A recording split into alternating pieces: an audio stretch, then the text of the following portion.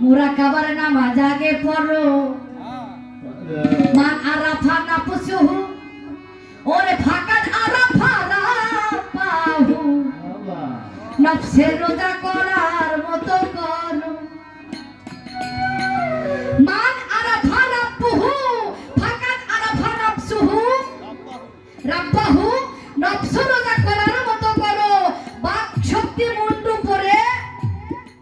এই খুঁজে দেখো মস্তিষ্কের ভিতর আবার বলেন অন্তর্দৃষ্টি বাহির দৃষ্টি বাক শক্তি আর শ্রবণ শক্তি সঞ্চালন এই পঞ্চ শক্তি ধরো এই পঞ্চ শক্তি ধরতে বলছে এই পঞ্চ শক্তি কি পাঁচটি নফস নফসে আম্মারা নফসে মুলহেমা নফসে মুতমাইন্না নফসে লাওয়ামা আবার নফসে রহমানি এই যে পঞ্চ শক্তি এই পঞ্চ শক্তিতে আয়ত্তের মধ্যে রাখতে পারলে তোমার এই যে সঞ্চালন কার্য সম্পূর্ণ হবে এবার আসেন মারফতের রাস্তা সোজা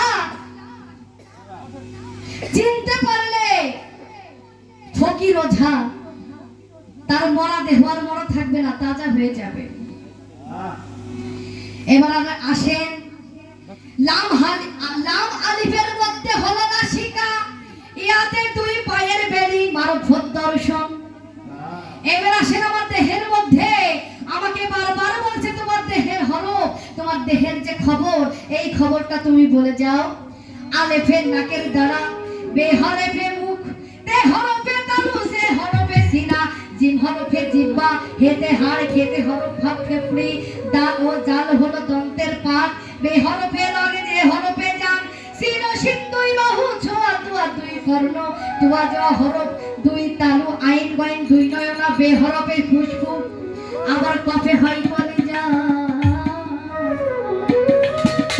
আপনার যাহা জিজ্ঞাসা ছিল কোনটি রাখলাম না আল্লাহ বলেন আমি ফকিরের ভেদ আর ফকির হচ্ছে আমার ভেদ তাই লালন সাজি দিনার একটা পদের মধ্যে লিখলেন সহজ মানুষ ভজে দেখে না যেমন দিব্য জ্ঞানে